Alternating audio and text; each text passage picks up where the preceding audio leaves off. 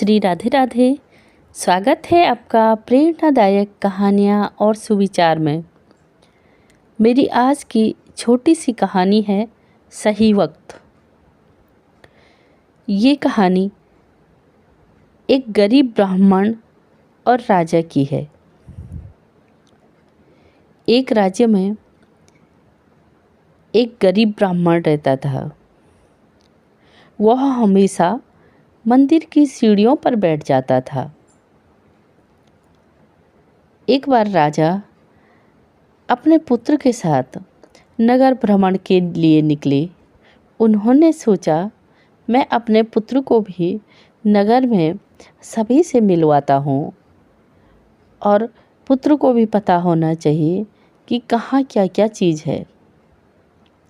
राजा अपने बेटे का हाथ पकड़ करके सबसे पहले मंदिर जा रहा था। जैसे ही मंदिर में गया, सीढ़ियों के सबसे ऊपर की सीढ़ी में एक पंडित बैठे हुए थे। जब उनके बेटे की नज़र पड़ी तो वह ब्राह्मण के पास जा पहुंचा और ब्राह्मण से बोला कि ब्राह्मण देव, आप यहाँ पर क्यों बैठे हुए हैं? तो ब्राह्मण राजा के बेटे से बोला, मैं बहुत गरीब हूँ और मेरी स्थिति बड़ी दयनीय है। जो भी यहाँ मंदिर में आता है मुझे भी यहाँ पर थोड़ा बहुत रुपये दे जाता है, जिससे मैं अपना घर खर्च चलाता हूँ। युवराज को बड़ी दया आई। उन्होंने अपनी थैली में से एक सिक्कों की थैली निकाली और गरीब ब्राह्मण को दी और कहा, जितने भी सिक्के हैं उनसे आप अपनी गरीबी दूर कीजिए और अच्छे से जीवन यापन कीजिए। ब्राह्मण ने हाथ जोड़कर बहुत बहुत धन्यवाद दिया और खुशी खुशी मंदिर की सीढ़ियों से चला गया। जब घर को जा रहा था तो रास्ते में एक लुटेरा आया और गरीब ब्राह्मण की थैली हाथ से पकड़कर चुरा ले गया। ब्राह्मण बहुत देर तक उस लुटेरे का पीछा करता रहा, पर थैली हाथ न आई और न लुटेरा। बहुत देर तक सोचता रहा कि मैं अब क्या करूं। बड़ी मुश्किल से राजा वहां आए थे और युवराज ने मुझे वो थैली दी थी। अब करूं भी तो क्या? उदास मन से वापस घर गया। बहुत उदास बैठा हुआ था तो ब्राह्मण की पत्नी ने पूछा कि क्या बात है जी, आप चुपचाप क्यों बैठे हुए हो? तब ब्राह्मण ने पूरी बात अपनी पत्नी को बता दी। दोनों ही उदास हो गई। शायद हमारी किस्मत में अच्छे से खाना और रहना लिखा ही नहीं है। दोनों सो गई। सुबह हुई तो ब्राह्मण फिर वही मंदिर की सीढ़ियों पर जा बैठा। दूसरे दिन भी राजा और युवराज नगर भ्रमण पे आए। पहले वो हमेशा मंदिर दर्शन के लिए जाते थे। जैसे ही वो मंदिर की सीढ़ियों पर फिर पहुँचे, युवराज ने देखा, अरे ये ब्राह्मण देव तो यहीं बैठे हुए हैं। कल मैंने इनको इतने सारे सिक्कों से भरी थैली दी, फिर भी ये दोबारा आ गए। सोचते सोचते युवराज दोबारा ब्राह्मण देव के पास पहुँचे और पूछा कि आज आप फिर यहाँ बैठे हुए हैं? कल तो मैंने आपको सोने के सिक्कों से भरी थैली दी थी। अब ब्राह्मण देव ने पूरी कहानी बता दी कि कल उनके साथ क्या क्या हुआ।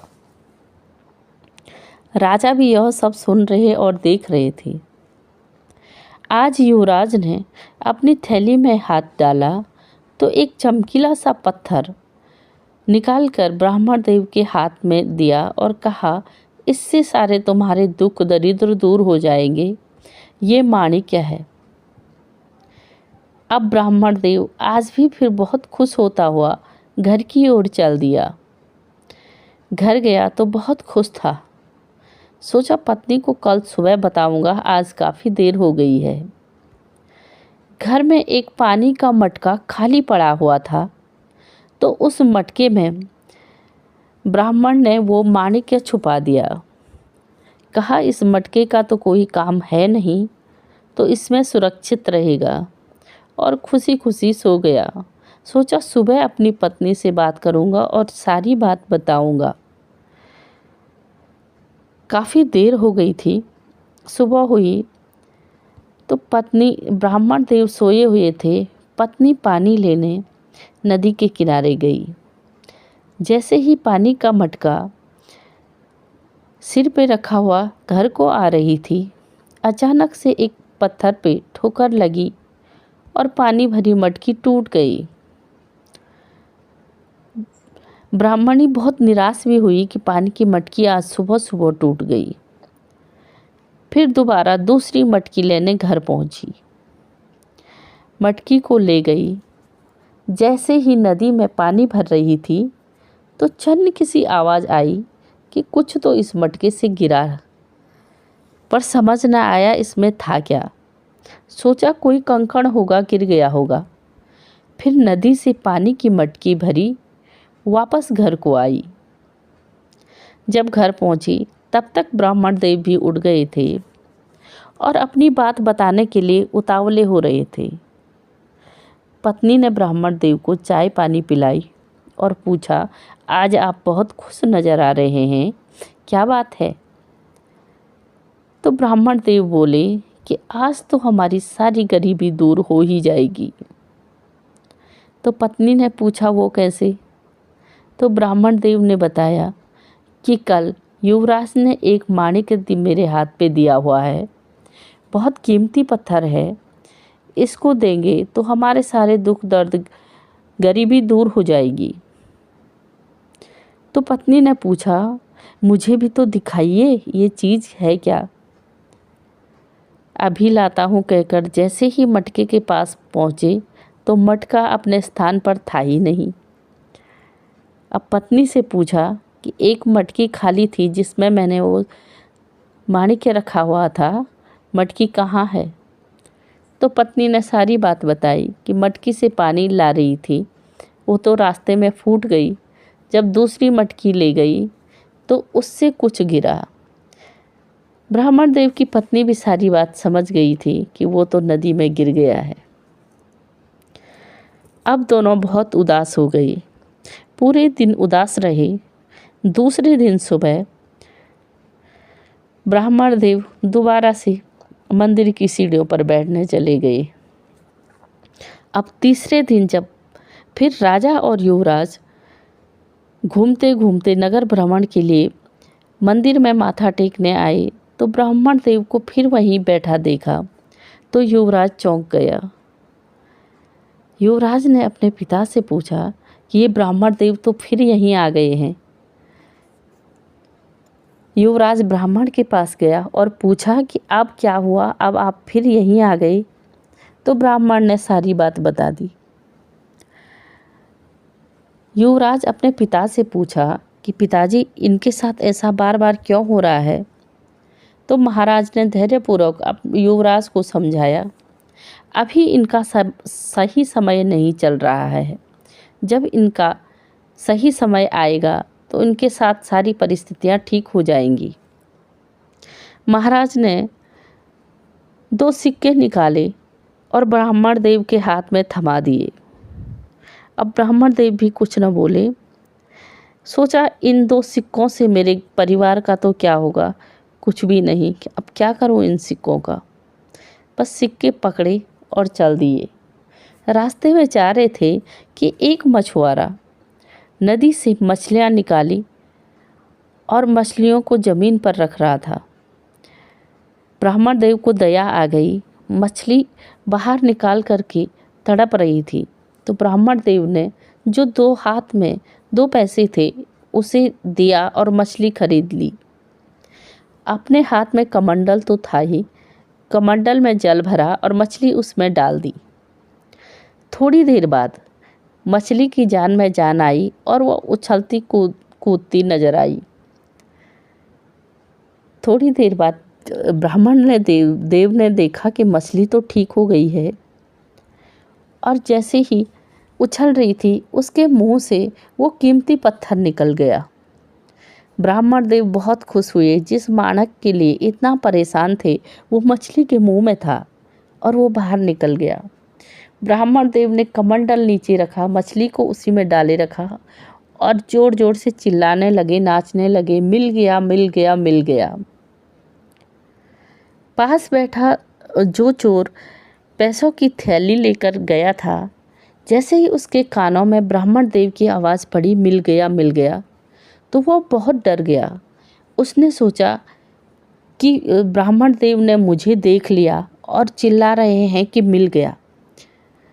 वह डर से पोटली बांधी और ब्राह्मण देव के पैरों पर गिर पड़ा कि मुझे माफ़ कर दें ब्राह्मण देव, मुझे महाराज के पास मत देना वरना वो मुझे फांसी लगा देंगे। चोर बहुत डर गया था। ब्राह्मण देव को समझ ना आया ये चोर अचानक से पैरों में कैसे गिर गया। उन्हें पता ही नहीं था कि मेरे मिल गया के कारण यहाँ मेरे पैरों पे गिरा हुआ है। अब ब्राह्मण देव बहुत खुश हुए।